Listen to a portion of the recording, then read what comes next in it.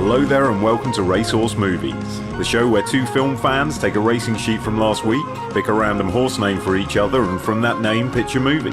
In the pitch, to flesh out our movie ideas, we may include such things as stars, directors, composers, best boys, and stable boys. Maybe not that last one. Hoping none of our ideas have to be put behind a screen and shot. The sky's the limit, the horses are on the starting line, the jockeys are frothing. It's time for Racehorse Movies.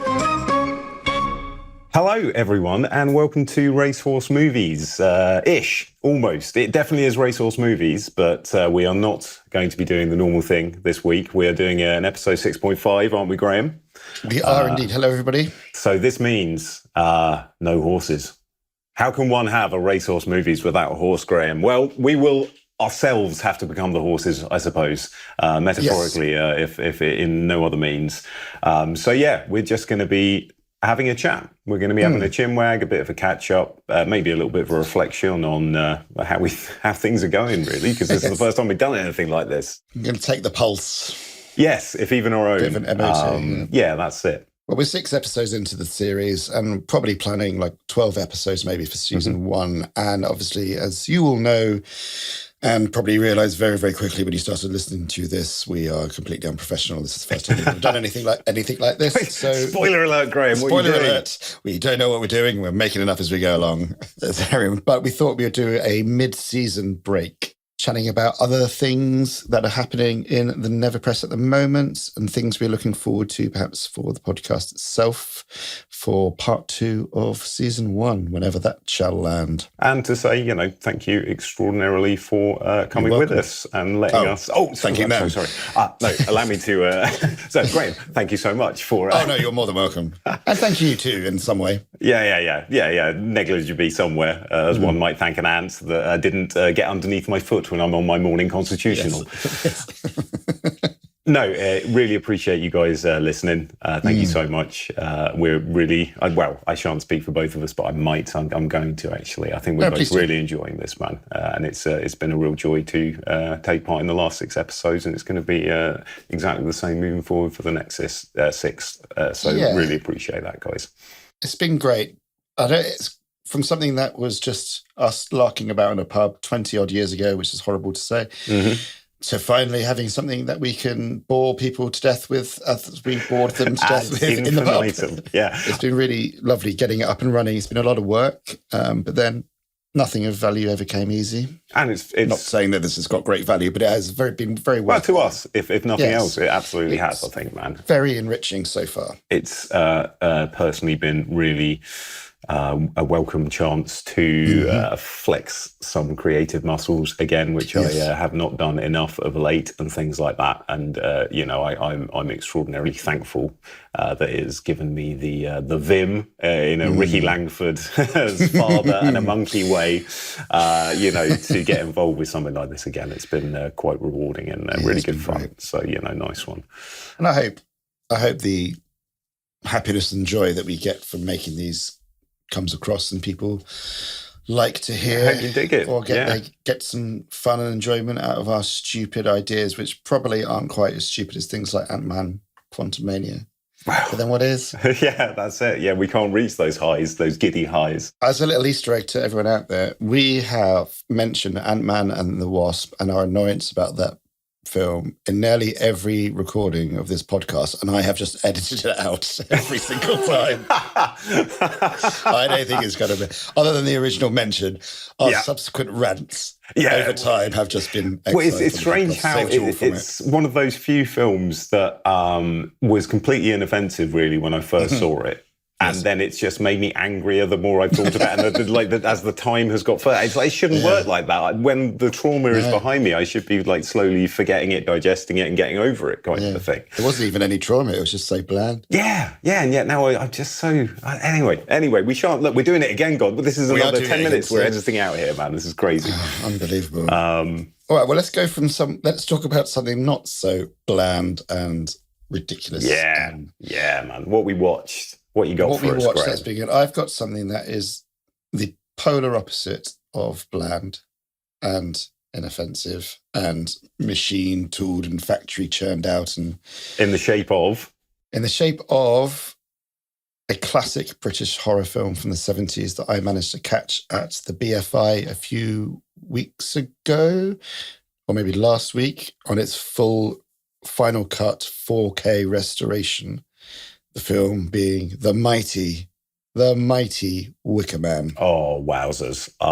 Okay, so how the devil was that? Have you seen that on the big screen before? Or is this the first time you've seen it on the cinema? I have never seen it on the big screen before. I've only seen it on the small screen, on VHS or DVDs at friends' houses at university or movie nights and stuff like that. Seeing it on the big screen is quite the experience. How effective was it? Were you did the years between its release and you sat there now melt away and you feel like you were watching one of those vital, timeless kind of movies? Was that the kind of experience, man? Was it scary at all?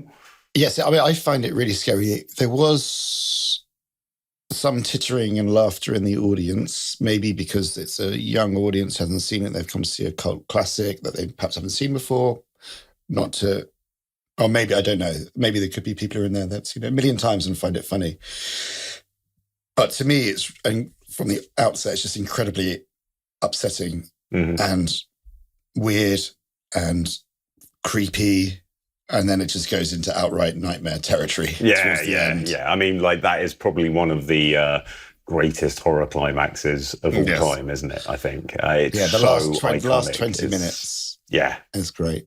And seeing it on the big screen in the beautiful restoration was fantastic. Can you see when the other scenes have been added in, or are they? Yeah, okay. I was wondering how effective they might be by that chopping that happened to them earlier.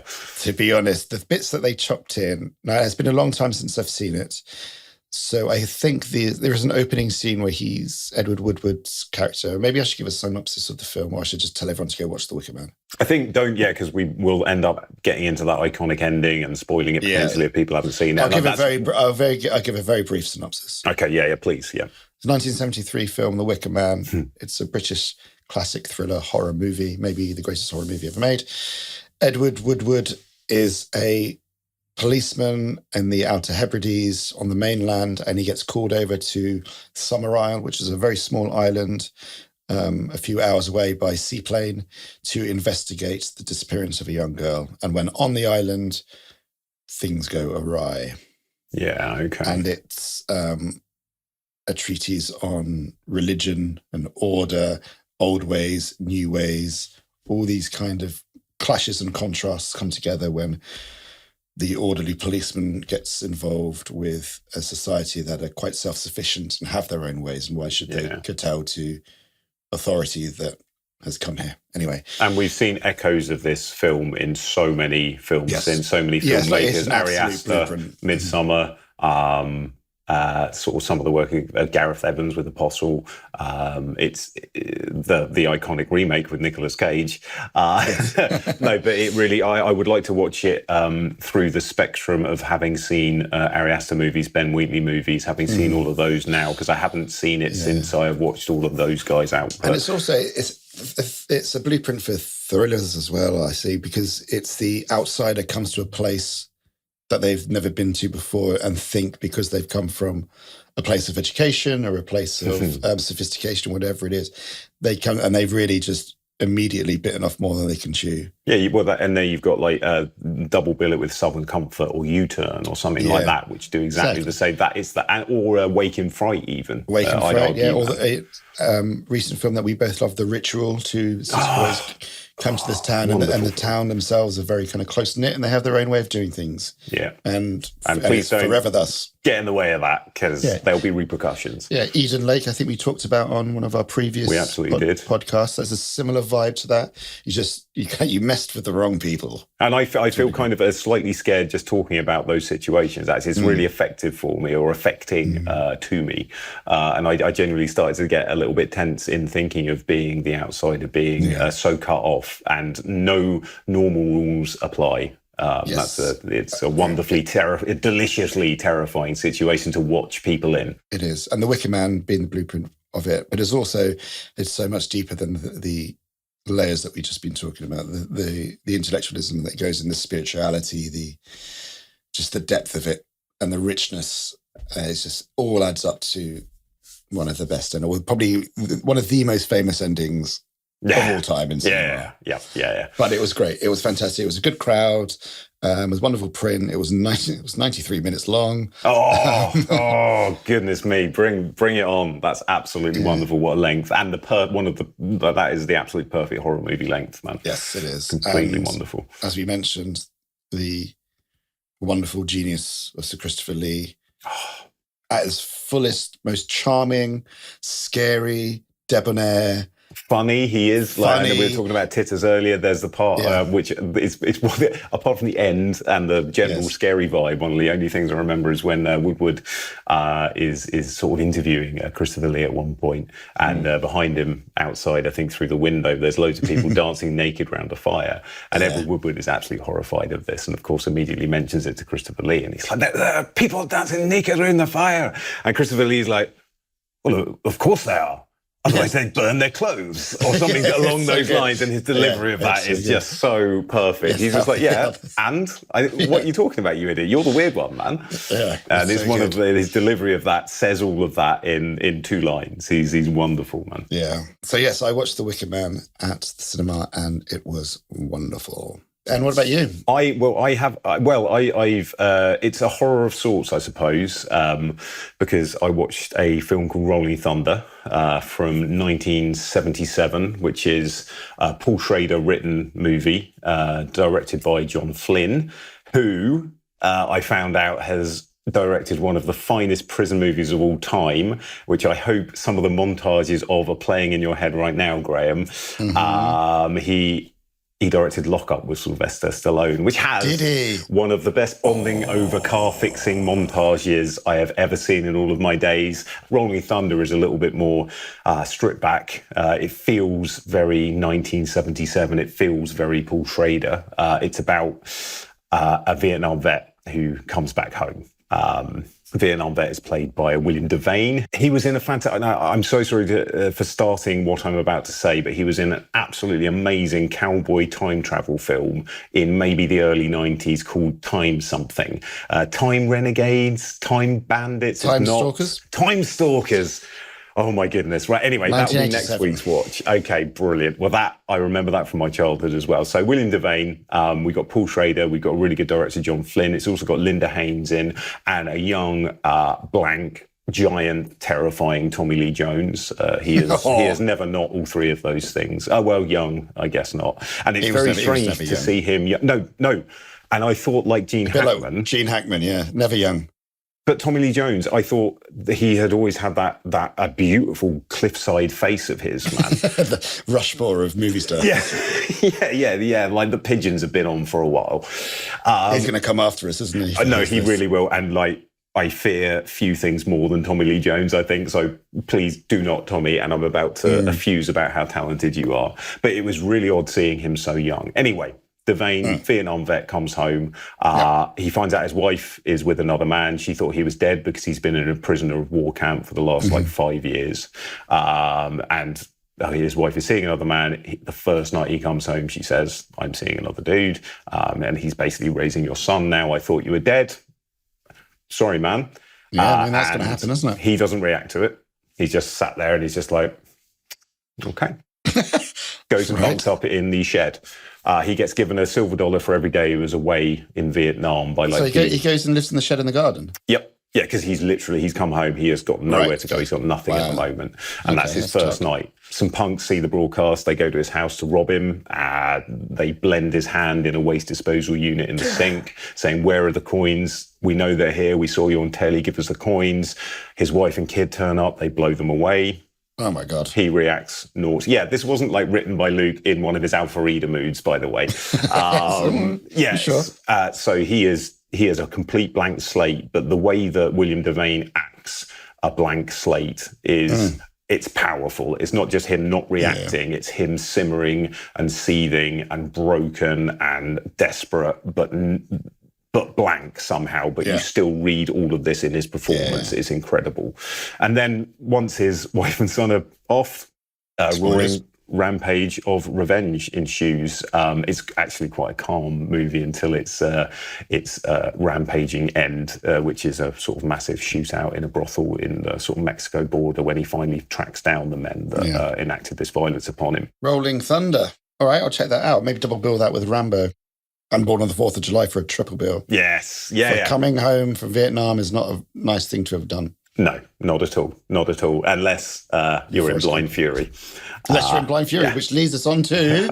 which was to continue my Vietnam little dash of movies. I gave that a watch the other night as well. And it's kind Fury. It strikes me as sort of one of the more perfect films that has ever existed. It's just such a clean idea executed pretty perfectly. And that idea being? Forgive me, that's a very good point. We've got Rutger Hauer is in Vietnam. We were introduced in the middle of a massive battle. Grenade goes off next to him. He is blinded. He is taken in by some very nice Vietnamese people who rescue him. They tend to his wounded eyes, but he is now blind. So they obviously teach him how to be one of the best sword fighters / ninjas that has ever existed. That's what you do. And then he comes home from Vietnam to find... Well, similarly to Rolling Thunder, so it's a good old double. But he goes to find his Vietnam buddy. He goes to his house, and the Vietnam buddy's involved with like dealing drugs or making drugs for this crime lord. The crime lord sent his henchmen round to the house at the same time that like Blind Fury turns up, and obviously chaos ensues. The wife gets killed. This is horrible. This happens far too much in these films, and he saves the son. And he then you get a road trip as he tries to take the son back to the father. It's like a lone wolf and cub kind of thing, right? Absolutely, and the kid was very close to being insanely annoying, but then Rutger Hauer reacts to the kid as if he's insanely annoying, and so it's absolutely fine. The kid is. Is this like he grew up to be? No, I'm sure he might have grown up like a few years later. I think, if memory serves, and this is a deep cut, I think the kid played Hobie, which was Mitch Buchanan, which is David Hasselhoff's son, in the first season of Baywatch. I'm having to frantically Google this right now because that is an incredible pull. If I've got that right, I'm going to give myself a beer. Let's have a look. Cast, I can't remember his name. What's his name? Billy Devereaux. Yeah, here we go. Billy Devereaux. What else was he in? Right, in 1989, Cal was cast as Hobie Buchanan for the maiden season of NBC's Baywatch. Come on! So that's the level there's no of way kid that anybody should know that. That is ridiculous use of knowledge. Yeah. And I shouldn't be proud of that. I should not be as happy as I was. Why have I got this use? Why do I know this? Who cares? Well, it's just proof your brain's working, man. That's always something to be celebrated, I think. Maybe. What I remember most about Blind Fury, other than the kid from Baywatch and the Rutger Hauer's amazing charm and the sword fighting stuff, was even at the time when I watched it, I must have been about 13 or something. I'm not sure when it came out, 87, 88. So but I didn't see it when it came out. Anyway, it seemed, even though it's a Vietnam film, the sensibilities of it seemed very, very 80s. Oh, it's incredibly 80s. Yeah. So like, I've no spoilers, but the bad guy dies. But the bad guy, if I remember rightly, dies in a way that systematically happens to bad guys in 80s movies. Yes. Yeah, which we may have discussed previously in the podcast, in fact. I think we might have. And he does, right? I'm not getting... I'm almost certain he does, yeah. Right. And as part of the intimidation that Rutger Hauer puts the main bad guy through, he goes up to a desk when he finally gets to, the lair, as it were. He goes up to the desk and you see him go like... and do a quick sword move. And then there's a shot which is just looking at the desk, the surface of the desk, and 2 eyebrows are on it. And then you cut back up to the bad guy's face and he's got no eyebrows and just a tiny bit of blood. And he cuts his eyebrows off to like give him a warning. It's just so cool. It's just one of the best things that I've ever witnessed, man. I don't think... If that happened to me, I would consider that one. I'd think that's more like a magic trick. Would you just sit like, oh my God, that's amazing. How did you do that? I mean, they'll grow back. It's totally fine. But how did you do it? Yeah. Do you do hair? Like, can you cut it? It's crazy. That's such a strange... I have no idea where it came from, and that also speaks to like the tone of the movie because it's all goofy. It is very goofy. It's not particularly bloody. It's a beautiful B movie, and it just absolutely, I think it hits all of its points brilliantly. Great shootout in the cornfield. Like it's got loads of I definitely recommend. What about yourself? Have you got anything else? I'm yapping, man. I saw. What did I see on Sunday? I went to the cinema, the Ritzy Picture House in Brixton, one of my favourite cinemas. Not that we're sponsored by the Picture House. And I saw Asteroid City, the new Wes Anderson film. Okay. Which I thoroughly enjoyed. I'm not a... okay, how do we phrase this? It's difficult. I was thinking about it today because I knew I wanted to talk about this film. And I was thinking about how to phrase it. And as you can tell, I didn't come to any conclusions because I haven't figured out how I'm going to phrase it. Yeah, the way you're looking up at the ceiling suggests that was never resolved.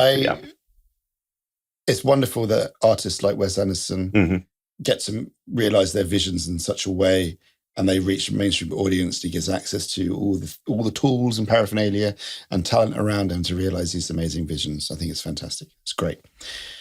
However, it's a good thing, I think. That doesn't necessarily mean that, for me personally, every film is a home run. For me, Paul Thomas Anderson's never made a bad film. Everything he's ever done for me has just struck gold for me. Wes Anderson, I think sometimes a bit of hit and miss, but even his misses are way above what else is out there. Oh, at least it's a unique vision that's come from, it feels... And he has his definite style and he has his definite ways, which sometimes can get in the way of the story a little bit. Yeah. I find I wasn't too keen on The French Dispatch when it came out. I started really loving it. And then I just started running out of steam, and these stylistic choices and the cleverness of it kind of got in the way of it. Can be a bit cloying, I think. Can be a bit cloying. Yeah. And we've said this many, many times on the podcast. It was great because it was 90 minutes long, which I think was the perfect amount of Wes Anderson. That's a good meal. Yeah. Anything more, and I'm overfed. Yeah. There's 90 minutes. All the regulars are in it, plus a few surprises. Yeah, a few and some big names, even considering his previous cast members. It was really good. It was there's a moment halfway through the film when something big happens. I won't spoil it here, but the whole cinema gasped, then started laughing. But you could feel the energy change in the room, whereby I think we mentioned something similar in the previous episode where a director or a writer or an artist or whatever, they go one way and you either go with them or you don't. And if you go with them, it's just a blast. Yeah. And there's a section in the film where this happened, and everyone in the room, it felt like everybody in the room went the right way. And you could feel the electricity, you could feel the laugh, you could hear the laughter, obviously, but you could just feel this is so wonderful, this is so great. The person who I was with had never seen a Wes Anderson film, and I was really enjoying it, laughing along. But when that moment happened, which is a real left or right choice, they just burst out laughing, and they thought it was so cool. Amazing. Okay. And it was so wonderful. And it came just at the right time of the film, just energized everything, just kicked everything up a gear. Yeah. And I loved it. Do you think, moving forward, after we do this, and please, anyone out there, tell us to stop or tell us to go at Racehorse Movies at TheNeverPress.com, to do a few of these one-shot, mid-season breaky type shows, maybe 20 minutes, half an hour, where we just talk about a franchise or we just talk about something? Yeah, and let us know. Let us know if you want us to do that, or if you think we should just stick to... I can hear them screaming no, and they haven't even heard this yet, Graham. What's happening? Maybe that's what's in your walls. The Mind Cinema and creating our own wonderful Star Wars knockoffs. Right, Graham, man, thank you very much for that comprehensive description of what you have just watched, man. I will be checking out two films now because of you, so that is always appreciated, man. That's why I like talking to you, because I get inspiration to watch more movies, so that's much appreciated, man. But thanks, man. To quiz you further, I'm going to turn the light on you and say, what else have you been up to, man? I think you've got something that you'd like to share with us, and you certainly should if you don't mind, that is, man. I do. Well, thank you so much for teeing that up so beautifully. Yes, some lovely news from Fortress NeverPress. We have released our very first audiobook that has just gone live. It's been a long time coming. It's our first audiobook, and we've done every part of it. We've produced it. The NeverPress have produced it, recorded it, directed it, edited it, sound mixed it, original music, all that stuff, all done. And it's out. It's called Maria and the Devil. Shameless plug time. It's called Maria and the Devil, and it's a book I wrote 10 years ago, actually. And it's a psychological, magical, realist Western thriller. And it's out now on Audible, on Spotify, all major platforms. And we're really proud of it. It came out really well. The actor, Molly Malcolm, who did the read, was just absolutely phenomenal. Yeah. This is a performance. So Molly just came at it great guns and has put in this most beautiful, scary, heartfelt, tender, empathetic read, and with wonderful music by my good friend, Paul Condren, who will put some links to some of his music in the show notes, perhaps. Yeah. But yes, Maria and the Devil, our first audiobook from the NeverPress, is out now to buy with your hard-earned monies if you do see the need to part with them. If you don't, if you're unsure, head over to the website, head over to YouTube, head over to wherever and have a listen to a sample. And if Absolutely. you like to pick up what we put down, please do. So that's pretty much what we've been doing and what we have done. While I was walking home today, this sounds like it's going to be an awful story, so I'll make it really, really short because no one wants to hear stories. It could be the start of a Morrissey song, couldn't it? While I was walking home today, a girl I once knew walked past me and threw something down, and it splashed on my shoe. They were flowers that she once grew with me in the balcony, and then I fell down upon the pavement onto my knee and got splashed by the number 73. That is my Morrissey song. Your Morrissey beat poetry. My Morrissey beat poetry. Yeah, I won't do it in this accent. As well, speaking of beat poetry, actually, I was walking home today, listening to Lan Wainwright, which I often love to do, as is your want. And he has a song called "The Movies Are a Mother to Me," and I thought that it kind of really beautifully captured why I so adore films. And I was wondering if I could read. Is it too horribly cringy and awful to read the first verse from that? No, please do. I should let the viewers, the listeners out there know that Luke is now wearing a roll neck sweater. He has put on a beret. Cigarillo. He's got a cigarillo, and he's going to read to you. And like all beat poet audiences, we won't applause by clapping. Clicks, please. That made my jazz ears perk up. But yeah, I just thought it was a really nice bit of poetry that completely summed up one of the reasons I so absolutely adore film and always have kind of a thing. So anyway, without any more nonsense, the movies are a mother to me. There's nothing like a movie to move me back to sanity when I've gone insane. A rainy Tuesday or a Saturday night when I messes with me and then we start a fight. We both head for the flicks. Things come out all right.